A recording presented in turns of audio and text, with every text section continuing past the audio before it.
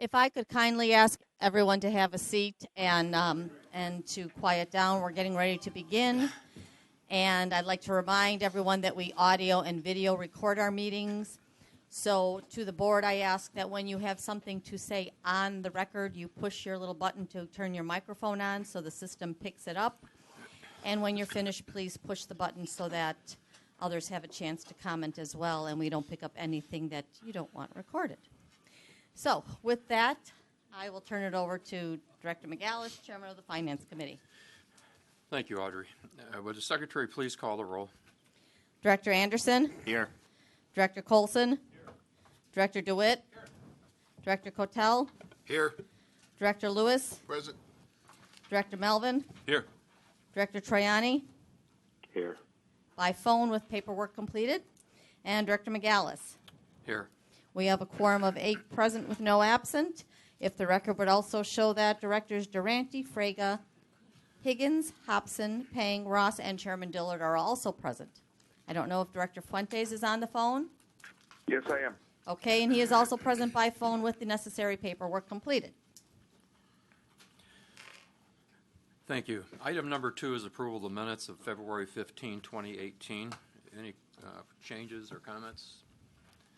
If not, do we have a motion to approve? Director Melvin moves, second by Director Lewis. Roll call. Director Anderson? Yes. Director Colson? Yes. Director DeWitt? Yes. Director Kotel? Yes. Director Lewis? Yes. Director Melvin? Yes. Director Troiani? Yes. Director McAllis? Yes. 8 ayes. Thank you. Item 3A is a report on the monthly financial results for February 18. B.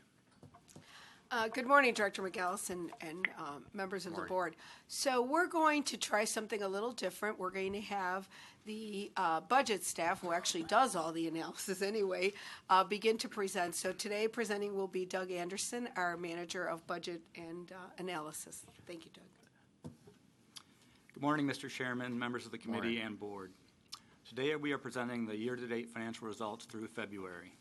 The general trends in early 2018 are similar to the trends we saw last year. Unfavorable ridership and operating revenue offset by good expense performance. But overall, the budget year is off to a satisfactory start.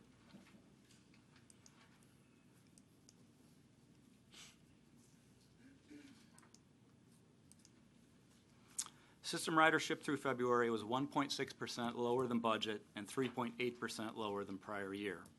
As shown by the dashed budget line falling below the blue bars on the chart, ridership was expected to decrease this year due to the planned fare increases at each service board. February featured 9 consecutive days of measurable snowfall early in the month, driving ridership to a greater year-over-year decrease than in January. Back on this summary table, each service board reported year-to-date ridership results below budgeted levels. Metro had the largest ridership shortfall at 3%, while CTA, PACE, and ADA were closer to budget. Operating revenue was $2.6 million, or 1.4% unfavorable to budget. The shortfall is primarily due to the lower level of reduced fare reimbursement from the state. Although their 2018 budgets assumed $34 million of reduced fare funding, the service boards are accruing at half that level in order to reflect the most likely outcome in their reported results and recovery ratios. PACE's operating revenue variance was 3.5% unfavorable, highlighted in red, due to the unfavorable fare revenue, while ADA paratransit is highlighted in light blue due to favorable fare revenue and favorable ancillary revenue. Public funding section of the dashboard does differ from last year in that we have started 2018 with a slight favorable variance. We received a January surprise in the form of sales tax results which exceeded prior year by 5.6% for reasons which still aren't fully clear. But as B likes to say, 1 month does not a trend make, so we'll be waiting on the next couple of months' results before declaring any improving trends in sales tax performance. As a reminder, we finished 2017 with only 1.3% growth in pre-surcharge RTA sales tax receipts and essentially no growth after the surcharge. In total, public funding is currently $1 million favorable to the 2018 budget. System-wide operating expenses through February were $7.4 million, or 1.6% favorable to budget, with Metra, Pace Suburban Service, and ADA each favorable, and CTA essentially at budget. However, each service board did have a significant unfavorable result in fuel expenses due to both rising fuel prices and increased fuel consumption in the cold weather, particularly during the first week of January. Pace Suburban Service had a 7.1% favorable to budget expense performance, highlighted due to favorable administration and operations expense. Pace ADA's favorable expense variance was driven by favorable purchase transportation results as ridership lagged budget. At the regional level, favorable operating expenses generally offset the unfavorable operating revenue, producing a net result which was $5.8 million favorable to budget. Only CTA's net result was unfavorable, as the lower level of reduced fare funding has a greater impact on their operating revenue than it does on the other service boards.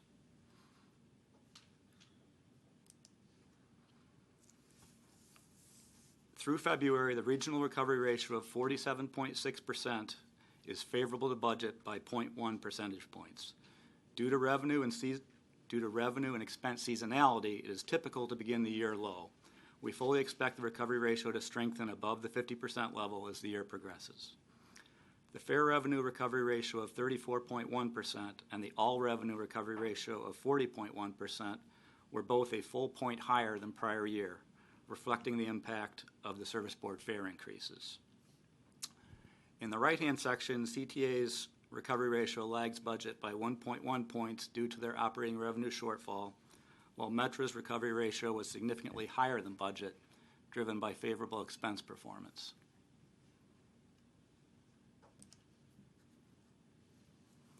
In summary, the 2018 financials are off to a good start, but several aspects of the results will be monitored closely in the months to come. Ridership, sales tax, and we have to keep an eye on those fuel prices. That concludes my remarks. Happy to answer any questions.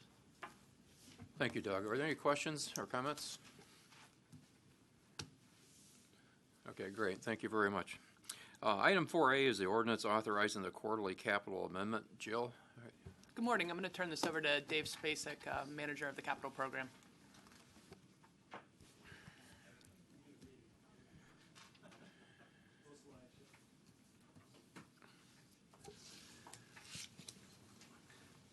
Good morning, Director McAuliffe and members of the Finance Committee. Good morning. Staff, good morning, everybody. Nice to see the sun out today. Staff is requesting board approval of two ordinances. The first ordinance amends the 2018-2022 capital program and incorporates technical corrections for CTA and changes in program revenue and expenses for Metra and Pace. The second ordinance approves time extensions for the implementation of two CTA innovation, coordination, and enhancement, otherwise known as ICE-funded projects. 2018-2022 capital program funding changes. The total funding increase to the 2018 capital program is $0.58 million, which reflects Metra's reprogramming of RTA 2 bonds and Metra and Pace's reprogramming of lapsing federal formula Southeastern Wisconsin Regional Planning Commission, otherwise known as Sewer PAC funds. The details of the funding increases are included in the capital program schedules A and B attached to the ordinance. For the out years of the program, there are no changes to the program's total funds and sources of revenue. CTA's proposed program technical corrections. CTA requested two technical corrections to the allocation of funds associated with several capital projects. As reflected in Schedules 2A and 2B attached to the ordinance, these corrections do not change the overall funding level of their capital program or any other projects to be funded in their capital program. The first technical correction redistributes $63.53 million of 2018 100% CTA bonds within the Red Purple Modernization Project to other funding sources to meet federal funding matching requirements. The second correction redistributes the federal formula funding amount to be used for the purchase of the 7000 series rail cars in 2019. As a result, the federal Section 5307 funds are decreased by $2 million and the federal Section 5337 funds are increased by $2 million. Both of these technical corrections result in a zero net increase in overall funding. Metra's proposed program amendment. Metra's proposed amendment is based on an overall increase of $0.56 million and reprogram RTA bond and lapsing federal formula sewer PAC funds, and the redistribution of 2018 capital program funds to new high-priority projects. The net impact of the 2018 capital program funding changes include the overall reduction of $2.88 million in track and structure projects, the overall increase of $1.06 million in signal, electrical, and communication projects, the increase of $0.50 million for station and passenger facility projects, and the increase of $1.88 million for infrastructure engineering on the Metro system-wide. PACE's proposed program amendment. PACE's proposed amendment is based on the overall increase of $0.02 million in reprogram lapsing federal sewer PAC funds for maintenance equipment.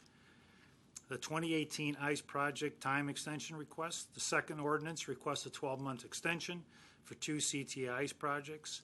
A brief description of these projects is provided in the ordinance request memo. No additional funding is being requested, and staff has reviewed the request and find them justified. Be happy to address any questions you may have regarding this amendment. Thank you very much. As you mentioned, this is really housekeeping, realignment of existing dollars. Any questions or comments? If not, could we have a motion to approve? Motion by Director Melvin, second by Director DeWitt. Roll call. Director Anderson? Yes. Director Colson? Yes. Director DeWitt? Yes. Director Cotel? Yes. Director Lewis? Yes. Director Melvin? Yes. Director Triani? Yes. Director McGallis? Aye. 8 ayes. Thank you. Item 4B, an ordinance authorizing the issuance of $150 million in RTA working cash notes, something we do for the last number of years, every year. So the ordinance you have before you requests authorization to issue up to $150 million of working cash notes as permitted under existing authority. These are notes to replace existing notes still within our $400 million cap. And it's going to be a negotiated sale, something which we've done once before, and it is permitted under the system. It would be a negotiated sale to an underwriting syndicate of Loop Capital, Ramirez and Company, Drexel Hamilton, and Seabird, Cisneros, and Shank. So one of the things we've tried to do with our working cash notes, and actually through the bonds as well, is we've included very strongly worded language to encourage DBE participation. Unfortunately, we have not been able to achieve that in the past. So this time, what we did is we issued notification to all of the minority firms, and we were able to achieve 40% African American, 40% Hispanic, 10% veterans, and 10% women. So the plan is to go out, get this priced, and to issue these notes, again, as a replacement for the notes that we need to repay. So the state currently owes us about $484 million as of April 1st. Were it not for the state delays, we would not need to be borrowing. And certainly we have a direct placement working cash notes vehicle that we will reimburse once these notes are issued. So the unused rate is actually lower on the DP. Thank you, B.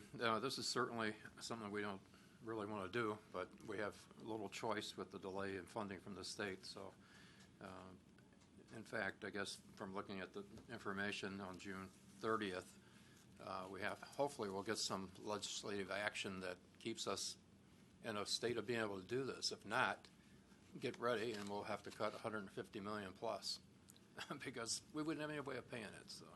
So we currently have authority that takes us out until the additional $300 million. Our existing authority under the Act is $100 million. So the $300 million additional would technically expire in June of 2018, but those notes would not be payable until 2020. So we do have 2 years in which, you're right, we need either the extension on that cap increase or we need to repay them by 2020. Well, $150 million will be a major challenge if we have to be confronted with Director DeWitt. So is this the last 150 of our $450 million capacity? Correct, and it's replacing, we currently have $400 million, Right. $400 million outstanding. Okay. So it's just repaying $150 million by borrowing $150 million. Okay. Other questions or comments? Yes, Director Lewis. So that leaves us 50. Oh, I couldn't tell if it's on or not. First of all, I agree with you, Mr. Chairman, that, it's unfortunate we have to borrow at these levels. But I do want to compliment B and staff on really taking an aggressive posture relative to the diversification. It's something we've talked about many times in terms of using professional service firms from diverse communities. And so I just want to commend B and team for doing that. And hopefully we can continue to do this as we have other professional service opportunities to really kind of use a broader footprint within our overall Chicagoland community. So thank you. Thank you. And thank you to Nadine Legal, who's been supporting us through this whole thing. Yes, Director Hobbs. I was hoping that Jeremy might give us an update on the status of getting the reissuance. Good idea. Jeremy. Sure. Yeah, we do have a bill pending. It's reflected in your packet there.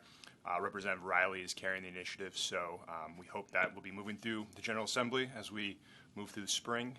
Adjournment's May 31st. Yes, Director Lewis.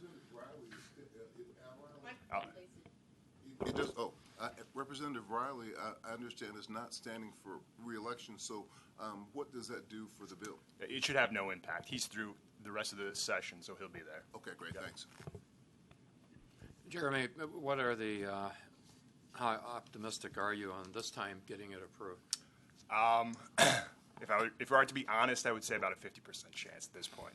Yeah. Like B said, we do have an additional 2 years if necessary. We'd like to get it done this year, but it's not a guarantee. Yeah, because I think if they continue to delay it, we ought to seriously come up with recommendations from staff on how to address making cuts like this, because it does two things.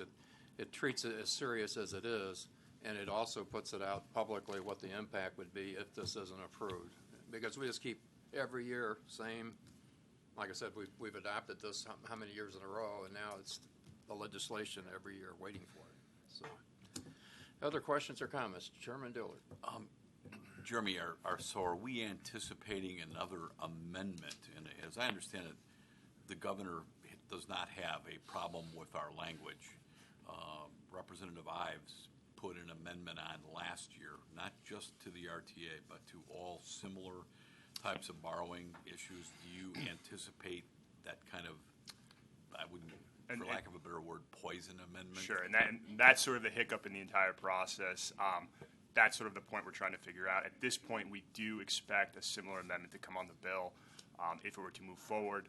So that's sort of the hurdle we're trying to figure out right now and moving it forward. What's our chances of saying we are dire and you can put those amendments on every other bill but leave us alone? Is that a possibility?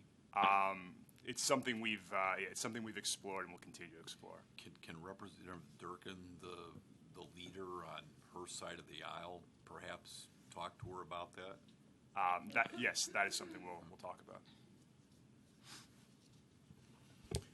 Thank you. Any other questions or comments? If not, could we have a motion to approve? Motion by Director Lewis, second by Director Melvin. Roll call. Director Anderson? Yes. Director Colson? Yes. Director DeWitt? Yes. Director Cotel? Yes. Director Lewis? Yes. Director Melvin? Yes. Director Troiani? Yes. Director McGallis? Aye. 8 ayes. Thank you. Item 4C is an ordinance authorizing the issuance of up to $150 million of a 30-year general obligation bond. B? So while we're in the borrowing mode, these are the capital bonds which were approved as part of the December 2016 budget ordinance for 2017, and then also included in the 2017, passed in December of 2017 budget ordinance for the year 2018. So we just have not issued these capital bonds. So what you have before you is, again, an ordinance for $150 million. This would be competitively issued for capital bonds. As you know, we've got a serious problem in our capital investment. We need to continue to do all that we can, and we believe that the role of the RTA is to at least fully leverage our $800 million capacity to do borrowing. These bonds, the $150 million, would be split the 50, 45, 5 that has been customary. So CTA would get 50%, Metro would get 45%, and PACE would receive 5%. The projects have been included and programmed in the capital program since December of 2016, and they've been tweaked slightly. I do have a list of those projects, but it invests in all of the things that you would expect it to invest in, certainly in moving rolling stock, in track, in facilities, station upgrades. The average useful life, which I did receive a question on, is 25.5 years, so we're investing in things that will deliver over many years. And also, in the ordinance, it required 20 years average useful life, so we're actually exceeding it by 5.5. Those projects go before the capital program. They're fully vetted. The reimbursements come through the capital group as well and the finance group. So we're hoping to get this done as quickly as possible, as the service boards have requested to know when they can start seeing some of that bond money come through. Thank you. One of the comments I'd like to make is that the $800 million, we still have certainly additional bonding authority, but we do have the 40% restriction to not exceed the interest payments and debt to the sales tax, and we're within that.